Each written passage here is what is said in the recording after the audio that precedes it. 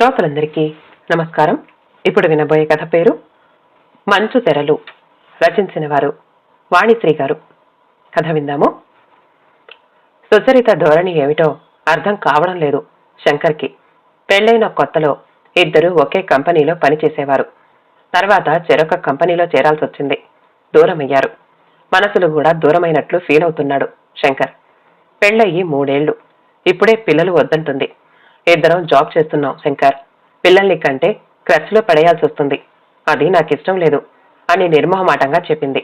అందరూ చేస్తున్నదే మనం చేస్తే తప్పేంటి అన్నాడు శంకర్. పిల్లల్ని కని క్రచ్లో పడేసి జాబ్కి వెళ్లడం తప్పు మాత్రమే కాదు, నేరం కూడా తీవ్రంగా అన్నది సుచరిత. ఫూలిష్ గా మాట్లాడకు చరిత. మనది అసలే లేట్ మ్యారేజీ. 30 ఏళ్లు దాటిపోయిన వాళ్ళం.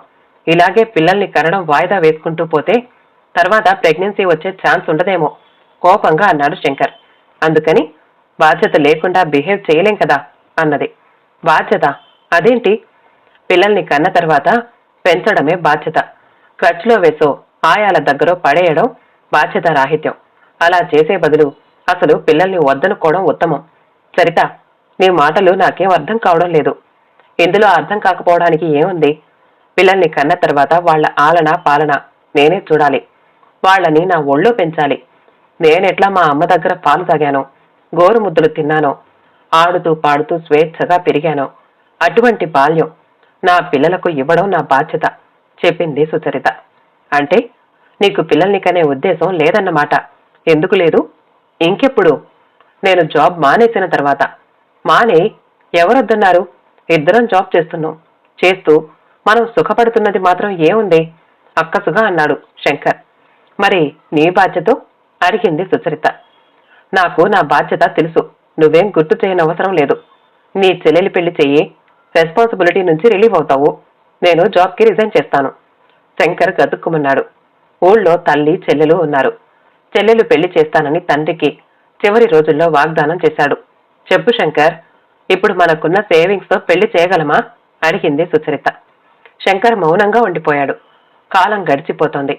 శంకర్ చెల్లెలు పద్మ పోస్ట్ గ్రాడ్యుయేషన్ పూర్తయింది. పెళ్లి సంబంధాలు కుదరడం లేదు. ఉద్యోగం యాంత్రికంగా సాగుతూ ఉంటే సంసారం కూడా అంతే మెకానికల్ గా ఉండడంతో శంకర్కి విసుగ్గా ఉంది. దాంపత్య జీవితం సజావుగా సాగడం లేదు. అతనికి మూడొచ్చినప్పుడు ఆమె ఒంట్లో బాగాలేదు అంటుంది. ఆమె తెల్ల చీర కట్టుకుని మల్లెపూలు పెట్టుకుని తను రెడీ అని సంకేతాలు ఇచ్చినప్పుడు అతనికి చచ్చేంత నీరసంగా ఉంటుంది. అలసటగా ఉంది, ఇప్పుడు కాదులే అని బెడ్ మీద పడిపోతాడు. ఏ పనికైనా కాలం కలిసి రావాలి అనేది నిజమే. అయినా శంకర్ విషయంలో ఏ పని సానుకూల పడడం లేదు. పద్మ పెళ్లి ఖర్చులకి ఊళ్ళో పొలం అమ్ముదామంటే తల్లి ససేమిరా అంటుంది. అమ్ముకుంటే నాకేం ఆధారం? తర్వాత చివరి వరకు మీరు నన్ను చూస్తారన్న గ్యారంటీ ఏమిటి? అయినా ఆ పొలం మీ నాన్న స్వార్జితం కాదు, నాకు పుట్టింటి వాళ్ళు పసుపు కుంకుమల కింద ఇచ్చారు అని అపనమ్మకంగా అంటుంది. చెల్లెలి పెళ్లి బాధ్యత అంతా నీదే అన్నట్లు ప్రవర్తిస్తుంది. ఆమెను ఒప్పించడం అతని వల్ల కావడం లేదు. ఇక పద్మ పెళ్ళయ్యేది ఎప్పుడు? సుచరిత జాబ్కి రిజైన్ ఇచ్చేది ఎప్పుడు? తాను పిల్లల్ని కనేది ఎప్పుడు? పిల్లలతో సంతోషంగా గడిపేది ఎప్పుడు? శంకర్ ముందు అన్ని ప్రశ్నలే. కొలీగ్స్ తమ పిల్లల బర్త్డే ఫంక్షన్ అని పిలిచినప్పుడు అతని బాధ రెట్టింపవుతుంది. తనలాగే ప్రేమించి పెళ్లిళ్లు చేసుకున్న జంటల మధ్య సయోధ్య ఉండడం లేదు. తమలాగే ఏవేవో సమస్యలతో ఘర్షణ పడడం సర్వసాధారణమయ్యింది. సగానికి సగం లవ్ మ్యారేజీలు ఫెయిల్ అయిపోతున్నాయి. కొందరు పెళ్లైన సంవత్సరం లోపునే విడాకుల కోసం కోర్టులకు ఎక్కుతున్నారు. ఆ గొడవలన్నీ చూసి కొన్ని జంటలు లివ్ ఇన్ అంటూ పెళ్లి కాకుండా కలిసి కాపురం చేస్తున్నారు. అదొక లాటరీగా తయారయ్యింది. ఇద్దరూ కలిసి జీవితాంతం ఉండగలమని నమ్మకం కుదిరితే పెళ్లి చేసుకుంటారట, లేకపోతే విడిపోతారట. అలా విడిపోతున్నారు కూడాను. పరిస్థితులు వేగంగా మారిపోతున్నాయి. ఎవరికీ సంతృప్తి లేదు, సుఖశాంతులు లేవు. ఏ సంసారంలో ఏ ఉపద్రవం వస్తుందో, ఎప్పుడు విడిపోతారో ఎవ్వరికీ తెలీదు. అటువంటి సంఘటనలు విన్నప్పుడు శంకర్కి కలవరం కలుగుతోంది. తన తండ్రి కాలానికి ఇప్పటికీ ఎంతో మార్పు కనిపిస్తోంది. అప్పటిలా భార్యల మీద పెత్తనం చెలాయిస్తే ఊరుకోవడం లేదు. ఉద్యోగం ఉన్నవాళ్లైతే మరీను. తమకి ఆర్థిక స్వాతంత్రం ఉండడం వల్లనో ఏమో, స్త్రీవాద సాహిత్య ప్రభావమో చిన్న చిన్న విషయాలు కూడా సహించడం లేదు. ఘర్షణ పడుతున్నారు. అల్పమైన సంఘటనలకు కూడా విడాకులు కావాలి అంటున్నారు. అటువంటి ప్రమాదం తమ సంసారంలో కూడా జరుగుతుందేమోనని శంకర్ బెంబేలెత్తిపోతున్నాడు. సుచరిత ధోరణి అలా ఉంది మరి. అతను భయపడినంత జరిగింది.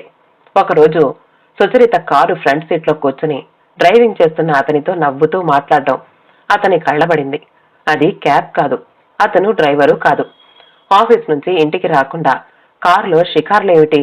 అతనెవరు? ఇద్దరూ కలిసి ఎక్కడికి వెళ్లారు? అతని మనసు అల్లకల్లోలమైన తుఫాను నాటి సముద్రంలా ఉంది. భర్త మీద మోజు తీరి పరాయి మగాడితో సంబంధాలు పెట్టుకున్న వాళ్లు, తనను సుఖపెట్టడం లేదని, కోర్కెలు తీర్చడం లేదని విడాకులు తీసుకుని మరొకరితో డేటింగ్ చేస్తున్న ఆడవాళ్లు అతని మదిలో మెదిలారు. తమ జీవితంలో కూడా అటువంటి మార్పు సంభవిస్తోందా? ఏమో, ఎవరు చెప్పగలరు? తమ జీవితం కూడా దేనికే అతీతం కాదు. సుచరిత కూడా అంతకంటే మెరుగైన జీవితం కోసం వెంపర్లాడుతోందా? తన నుంచి దూరంగా జరుగుతున్నదా? అందుకే బాధ్యత అనే మంత్రం పఠిస్తూ పిల్లల్ని కనడానికి ఒప్పుకోవడం లేదా? ముందు చెల్లెలు పెళ్లి చెయ్యి అనే సవాలు తన ముందుంచి తమాషా చూస్తున్నదా? శంకర్ మనసు అనేక అనుమానాలతో మొద్దుబారిపోయింది. మనిషికి అనుమానం కలగకూడదు. భాగస్వామి మీద నమ్మకం ఉండాలి. ఆ నమ్మకం సడలితే అనుమానం పెనుపూతమవుతుంది. నాగరికులు విడాకులు తీసుకుంటారు. అనాగరికులు ఆవేశంతో హత్యల వరకు వెళ్లి జీవితం నరకం చేసుకుంటారు. శంకర్ ఆ రోజు ఆఫీస్కి వెళ్లలేదు. ఆమె ఇంటికొచ్చే సమయానికి అతను ఇంట్లో ఉండడు. ఆలస్యంగా ఇంటికొచ్చిన సుచరిత అతను ఇంట్లో ఉండడం చూసి ఆశ్చర్యపోయింది. శంకర్ ఆఫీస్కి వెళ్ళలేదే? ఫ్రెష్ అయి వచ్చి ఎప్పటికో అతన్ని పలకరించింది. అంతేగాని తను ఆలస్యంగా ఇంటికొచ్చిన కారణం మాత్రం చెప్పలేదు. అతను కూడా ఆ మాట ఎత్తలేదు. నాట్ ఫీలింగ్ వెల్ అన్నాడు ముభావంగా.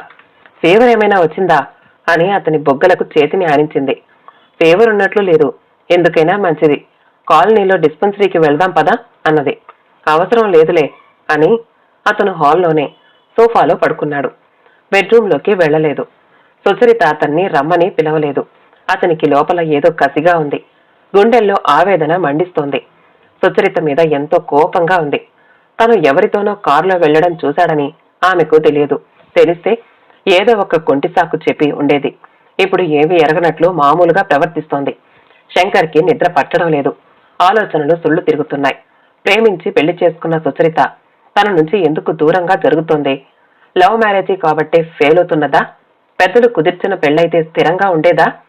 పెళ్లయి ఇన్నేళ్లైన తర్వాత పరాయి మగాడితో షికార్లేమిటి? తను నిలదీస్తే ఆమెకు కోపం వస్తుందా?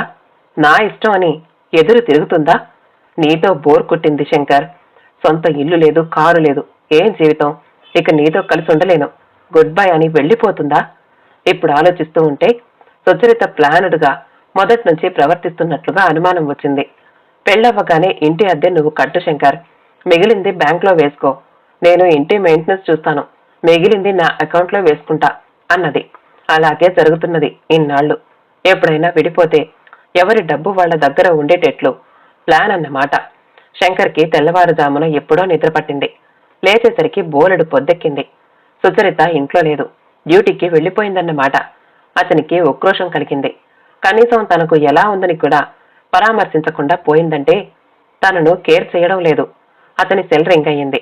శంకర్, నువ్వు డీప్ స్లీప్స్ లో ఉన్నావని లేపలేదు. ఎలా ఉంది ఒంట్లో? ఆర్ యు ఆల్ రైట్ అడిగింది సుచరిత. ఐఎమ్ ఓకే అన్నాడు కసిగా. ఫుడ్ చేంజ్ చెయ్యి. లంచ్ లో అన్నం తినకుండా బ్రెడ్ తిను. సిటీలో వైరల్ ఫీవర్ ఉంది. అనీజీగా ఉంటే డాక్టర్ దగ్గరికి వెళ్ళు అన్నది సుచరిత. ప్రేమ కారిపోతోంది అని పళ్ళు కొరుక్కున్నాడు శంకర్. శంకర్ ఇక ఆఫీస్కి వెళ్లడానికి రెడీ అవుతూ ఉండగా సుచరిత నుంచి కాల్ వచ్చింది. శంకర్, ఆఫీస్కి వెళ్లకు, ఇంట్లో ఉండు, గంటలో వస్తాను చెప్పింది సుచరిత. ఏ అడిగాడు. నీకు సర్ప్రైజ్ అన్నది. కాల్ కట్ చేసింది ఎక్కువ చెప్పకుండా. శంకర్ రెట్టించలేదు. సుచరిత తనకు ఇవ్వబోయే సర్ప్రైజ్ ఏమిటా అని ఆలోచిస్తూ వరండాలో పచార్లు చేస్తూ ఉండగా ఇంటి ముందు కార్ ఆగింది. ముందుగా ఫ్రంట్ డోర్ తెచ్చుకుని సుచరిత దిగింది. తర్వాత అతను డ్రైవింగ్ సీట్లో నుంచి దిగాడు. అతన్ని చూసి శంకర్ నిర్ఘాంతపోయాడు. ఎస్, అతనే. నిన్న సుచరితతో కారులో కనబడింది అతనే. గుర్తొచ్చింది శంకర్కి. ప్లీజ్ కమ్ శ్రీధర్ అని అతన్ని ఇంట్లోకి ఆహ్వానిస్తూ శంకర్ వైపు తిరిగి నవ్వింది. శంకర్, హే శ్రీధర్, మై టీమ్ లీడర్ అని పరిచయం చేసింది. ఇద్దరు షేక్ హ్యాండ్స్ ఇచ్చుకున్నారు. ముగ్గురు లోపలికి వెళ్లి హాల్లో కూర్చున్నారు. సుచరిత తన హ్యాండ్ బ్యాగ్ లో నుంచి ఒక ఫోటో తీసి శంకర్కి అందించింది. శంకర్, ఫోటోలో ఉన్నది Vamsikrishna, Sridhar brother in law. MSc చేసి లెక్చరర్ గా చేస్తున్నాడు. నిన్న వెళ్లి అతనికి పద్మ ఫోటో చూపించాను. అతనికి నచ్చింది. పద్మని పర్సనల్ గా చూసి మాట్లాడతానని అన్నాడు. ఇట్స్ ఓన్లీ అ ఫార్మాలిటీ చెప్పుకుపోతుంది సుచరిత. శంకర్ విస్మయంతో ఆమె ముఖంలోకి చూస్తూ ఉండిపోయాడు. చిచ్చి, ఎంత అన్యాయంగా ఊహించాడు. సుచరిత ఎంతో బాధ్యతగా ప్రవర్తిస్తూ ఉంటే తను అనుమానపు మంచు తెరల్లో కూరుకుపోయాడు. మంచు తెరలు నెమ్మదిగా కరిగిపోతున్నాయి. శంకర్ గారు, మీ ముందు మీ మిసెస్ ని పొగడకూడదు, కానీ చాలా బాధ్యత తెలిసిన మనిషి, సిన్సియర్ వర్కర్. కంపెనీలో చాలా మంది డిప్రెషన్ లో ఉంటున్నారు. వర్క్ మీద కాన్సన్ట్రేషన్ చేయరు. ఎందుకంటే వీళ్ళవి పెద్దలు కుదిర్చిన పెళ్లిళ్లు కావు. ఏదో ఎక్స్ట్రాక్షన్ లో పడి ముందు వెనక ఆలోచించకుండా ఏదో ఘనకార్యం చేసినట్లు పెళ్లి చేసుకుంటారు. ఇద్దరివి వేళాపాడా లేని జాబ్స్. ఒత్తిడితో సతమతమవుతారు. సంసారం చేయడానికి టైం ఉండదు. చిన్న చిన్న విషయాలకే గొడవ పడుతూ ఉంటారు. సర్ది చెప్పడానికి పెద్దవాళ్లు ఇంట్లో ఉండరు. ఫలితం విడాకులు. మీరు నమ్ముతారో లేదో 50% లవ్ మ్యారేజీలు ఫెయిల్ అయిపోతున్నాయండి. అందుకే మా బామ్మర్ది పెళ్లి బాధ్యత అమ్మా నాన్నల మీద పెట్టాడు. వాళ్లేమో నా నెత్తి మీద పెట్టారు. శ్రీధర్ గలగలా మాట్లాడుతున్నాడు. మాది లవ్ మ్యారేజే శ్రీధర్. మేం ఫెయిల్ కాలేదు, కాబోము కూడా. సుచరిత కాఫీ కప్పు అందిస్తూ అన్నది. శంకర్ మనస్ఫూర్తిగా నవ్వాడు. యు ఆర్ గ్రేట్ అని మెచ్చుకున్నాడు శ్రీధర్. శుభం. కథ సమాప్తమండి. కథ నచ్చితే మా ఛానల్ని లైక్ చేయండి, షేర్ చేయండి, సబ్స్క్రైబ్ చేసుకోండి. ఆల్ అనే బెల్ బటన్ని నొక్కండి. మళ్ళీ కలుద్దాం ఇంకో మంచి కథతో.